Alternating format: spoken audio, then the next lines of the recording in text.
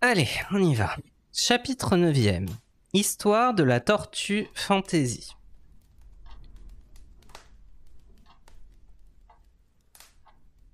Vous ne sauriez croire, ma très chère, combien je suis heureuse de vous revoir, Dit la duchesse en passant affectueusement son bras sous celui d'Alice pour faire quelques pas en sa compagnie. Alice fut très contente de la trouver en de si plaisantes dispositions et pensa que c'était peut-être le poivre qui l'avait rendue si méchante lors de leur rencontre à la cuisine.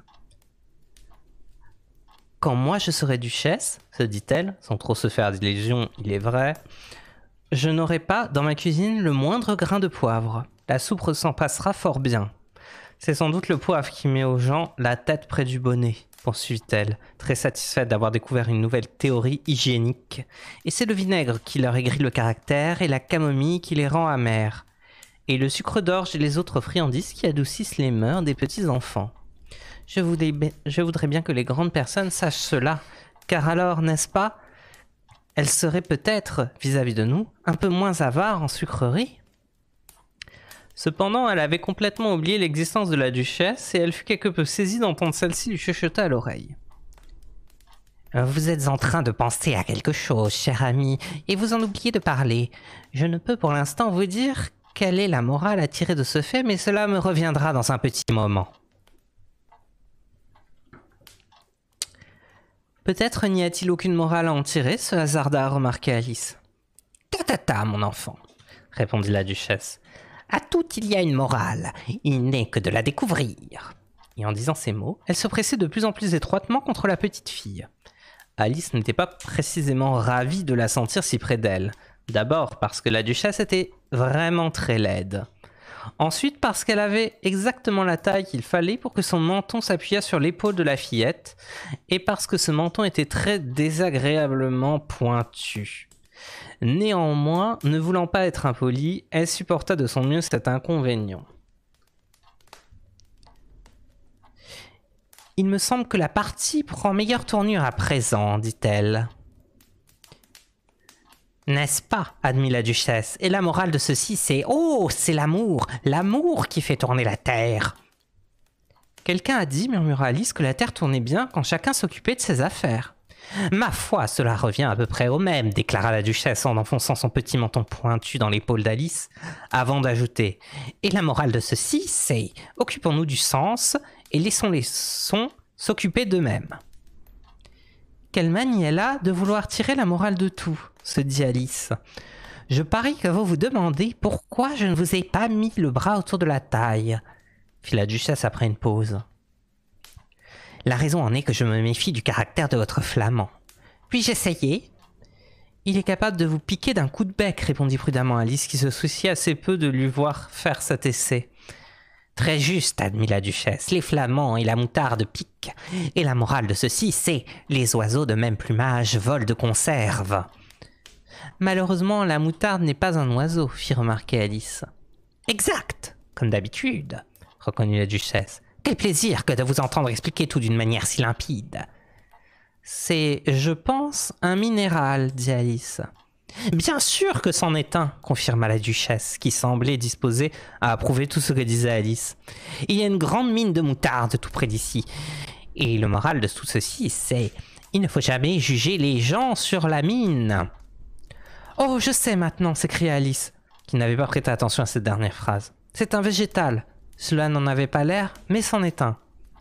Je suis tout à fait de votre avis, répondit la duchesse. Et la morale de ceci, c'est soyons ce que voudriez avoir l'air d'être, ou, pour parler plus simplement, ne vous imaginez pas être différent de ce qu'il eût pu sembler à autrui, que vous fussiez ou eussiez pu en restant identique à ce que vous fûtes, sans jamais paraître autre que vous n'étiez avant d'être devenu ce que vous êtes. Je crois, dit très poliment Alice, que je comprendrais mieux cela si je le voyais écrit noir sur blanc. Mais je crains de n'avoir pu vous suivre tout à fait tandis que vous le disiez. Cela n'est rien auprès de ce que je pourrais dire si je le voulais, affirma d'un ton satisfait la duchesse. Je vous en prie, ne vous donnez pas la peine d'en dire plus long sur ce sujet que cela, répondit Alice. Oh, ne parlez pas de peine, repartit la duchesse. Je vous fais cadeau de tout ce que j'ai dit jusqu'à présent.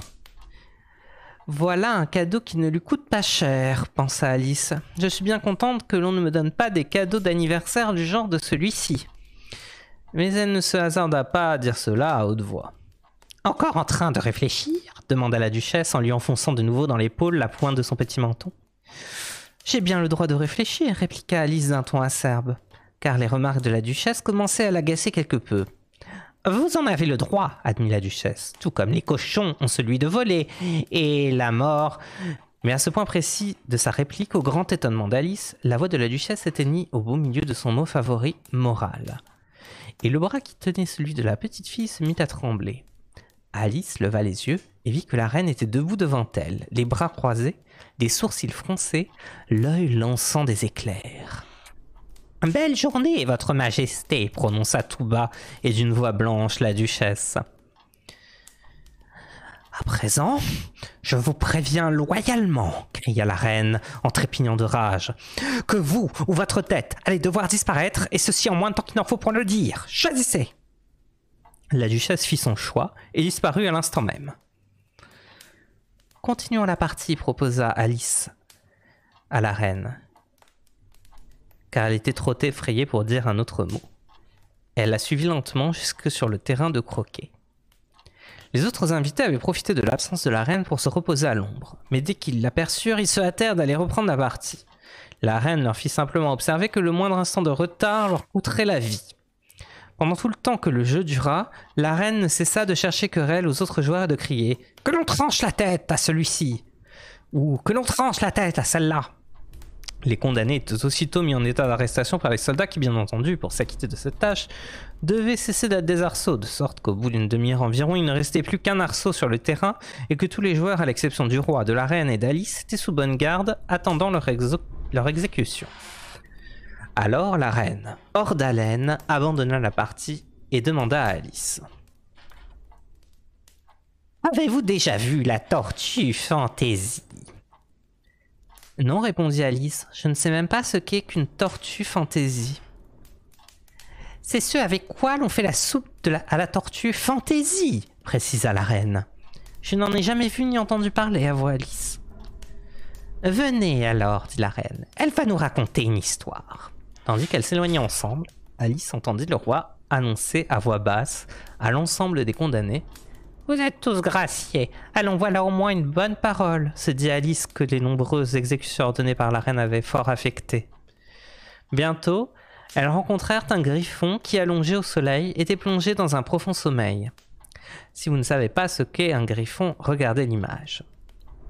Debout, paresseux, ordonna la reine. Emmenez cette jeune personne voir la tortue fantaisie et écoutez son histoire. Pour ma part, je dois rebrousser chemin pour aller assister à quelques exécutions que j'ai ordonnées. Et là-dessus, elle s'éloigna, laissant Alice seule avec le griffon. Alice n'aimait pas beaucoup l'aspect de cet animal, mais à tout prendre, elle estima qu'il n'était pas plus périlleux de demeurer en sa compagnie que de suivre cette reine féroce. Elle attendit donc. Le griffon se leva sur son séant et se frotta les yeux, puis il regarda la reine jusqu'à ce qu'elle fût hors de vue. Alors il se mit à rire sur sa cape. « Comme c'est drôle, dit-il de manière à n'être entendu que d'Alice et de lui-même. « Qu'est-ce qui est drôle ?» demanda Alice. « Mais son comportement à elle, bien sûr, répondit le griffon. Tout se passe dans son imagination. On n'exécute jamais personne, voyez-vous bien. Venez. » Tout le monde ici me dit « Venez », pensa tout en le suivant sans trop de hâte Alice. « On ne m'a jamais donné autant d'ordre de ma vie. Jamais. » Ils n'étaient pas allés bien loin lorsqu'à quelque distance, ils aperçurent la tortue fantaisie assise, l'air triste et scellé, sur une petite corniche de rocher, tandis qu'il s'approchait d'elle. Alice l'entendait pousser des soupirs à fendre l'âme. Elle ressentit pour elle une profonde pitié. « Quelle est la cause de son chagrin ?» demanda-t-elle au griffon. Et le griffon de répondre à peu près ce qu'il avait répondu précédemment pour la reine. Tout se passe dans son imagination. En réalité, elle n'a aucun motif de chagrin, voyez-vous bien. Venez. Ils s'approchèrent donc de la tortue fantaisie qui les regarda venir, de ses grands yeux embués de larmes, mais d'abord se tint coite. « Cette jeune personne que voici, dit le griffon, elle voudrait bien que vous lui racontiez votre histoire, pour sûr. »« Je vais la lui raconter, répondit d'une voix caverneuse la tortue fantaisie. Asseyez-vous donc tous deux et ne dites pas un mot avant que j'en ai fini. Ils s'assirent donc, et durant quelques minutes, nul ne prit la parole. Alice se dit « Je ne vois pas comment elle pourra jamais en finir si elle ne commence pas. » Néanmoins, elle attendit patiemment. « Jadis, dit enfin dans un profond soupir la tortue Fantaisie. Jadis, j'étais une vraie tortue. » Ces paroles furent suivies d'un très long silence, rompu seulement de temps à autre par un poussé par le griffon et par les longs sanglots incessants de la tortue Fantaisie. Alice était sur le point de se lever et de dire « Merci madame de m'avoir raconté votre histoire si intéressante. » Mais elle ne pouvait s'empêcher de penser que la tortue avait sûrement encore quelques mots à dire. Elle resta donc assise immobile et sans souffler mot. « Quand nous étions petits, reprit enfin la tortue Fantaisie, d'une voix plus sereine, bien qu'un bref sanglot la secoua encore de temps à autre, nous allions en classe dans la mer. La maîtresse était une vieille tortue que nous appelions la tortoise. » Pourquoi l'appeliez-vous la tortoise, puisque c'était une tortue sans qui Alice ? Nous l'appelions la tortoise parce que tous les mois, elle nous faisait passer sous la toise, répondit la tortue Fantaisie. Vraiment, je trouve l'esprit bien obtus. Vous devriez avoir honte de poser une question aussi naïve, ajouta le griffon. Après quoi, tous deux restèrent silencieux, à regarder la pauvre Alice qui eût voulu rentrer sous terre. Enfin, le griffon dit à la tortue Fantaisie. « Reprenez un peu les rails, ma vieille. Ne vous appesantissez pas là-dessus jusqu'à demain. » Et elle poursuivit en ces termes. « Oui, nous allions en classe dans la mer, mais vous n'êtes pas obligé de me croire. »« Je n'ai jamais dit que je ne vous croyais pas, protesta Alice. »« Si fait, vous l'avez dit, répliqua la tortue Fantaisie. »« Taisez-vous » ajouta le griffon sans laisser à Alice le temps de rouvrir la bouche. La tortue Fantaisie reprit. « Nous reçûmes une excellente éducation. En fait, nous allions à nos cours tous les jours. »« Moi aussi, je fréquentais régulièrement un externat, intervint Alice. Il n'y a pas de là de quoi s'enorgueillir. »« Y avait-il à votre école des suppléments ?» demanda d'une voix qui trahissait une légère inquiétude la tortue Fantaisie. « Oui, dit Alice. Nous y apprenions le français et la musique. »« Et le blanchissage ?» demanda la tortue Fantaisie. « Certainement pas, répondit avec indignation Alice. « Ah, dans ce cas, votre école n'était pas vraiment une bonne école, constata d'un ton pleinement rassuré la tortue Fantaisie. Au bas des factures de la nôtre, on pouvait lire français, musique et blanchissage, supplément. » Vous ne devriez guère en avoir besoin, fit observer Alice, puisque vous viviez au fond de la mer. Vous n'avez pas les moyens de me payer ce supplément-là, dit dans un soupir la tortue Fantaisie. Je me contentais des cours ordinaires. Que vous enseignait-on, s'enquit Alice. Pour commencer, bien entendu, la lésure et les fritures, répondit la tortue Fantaisie. Puis les différentes parties de l'arithmétique, l'ambition, la distraction, la mortification et la dérision. Je n'avais jamais entendu parler de la mortification, se hasarda à dire Alice. Qu'est-ce que c'est ? Le griffon leva les deux pattes pour manifester sa surprise. Quoi ? Jamais entendu parler de mortifier ? S'exclama-t-il. Vous savez ce que c'est que vivifier, je suppose. Oui, dit d'un air dubitatif Alice. Cela veut dire rendre n'importe quoi plus vivant ? En ce cas, poursuivit le griffon, si vous ne savez pas ce que c'est que mortifier, c'est que vous êtes une fieffée bêtasse.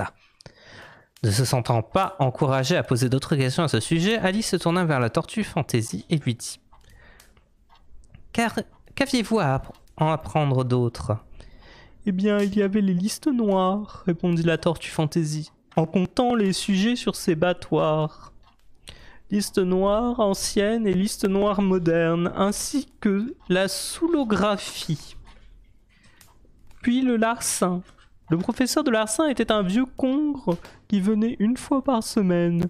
Lui, il nous enseignait la technique du larcin, ainsi qu'à extorquer et excroquer d'après nature, et à feindre à la presque. »« Qu'est-ce que feindre à la presque ?» demanda Alice. Ma foi, je ne saurais vous en faire moi-même la démonstration, reprit la tortue Fantaisie, car je ne simule pas assez bien pour cela. Quant au griffon, il ignore tout de cet art. Je n'ai pas eu le temps de m'initier, expliqua le griffon. J'étudiais les classiques sous la férule d'un maître qui n'était autre qu'un vieux cancre. Je n'ai jamais suivi ses cours, dit la tortue Fantaisie dans un soupir. Il enseignait, disait-on, le patin et le break. C'est bien vrai, confirma le griffon en poussant à son tour un soupir, et les deux créatures se cachèrent la tête entre les pattes. Et combien d'heures de cours aviez-vous par jour, s'enquit Alice qui avait hâte de changer de sujet de conversation ? 10 heures le premier jour, répondit la tortue Fantaisie, 9 le suivant, et ainsi de suite. Quel drôle d'emploi du temps, s'exclama Alice. C'est la raison pourquoi l'on appelle ça des cours, fit observer le griffon, parce qu'ils deviennent de jour en jour plus courts. C'était là pour Alice une notion tout à fait nouvelle, et elle y réfléchit un moment avant de remarquer. Mais alors le 11e jour ne pouvait être qu'un jour de congé. Bien sûr que c'était un jour de congé, répondit la tortue Fantaisie. Et comment faisiez-vous le 12e jour, poursuivit avec vivacité Alice. Assez parler comme ça de cours et de leçons, décréta d'un ton catégorique le griffon. Parlez-lui un peu des jeux à présent. Fin du chapitre 9.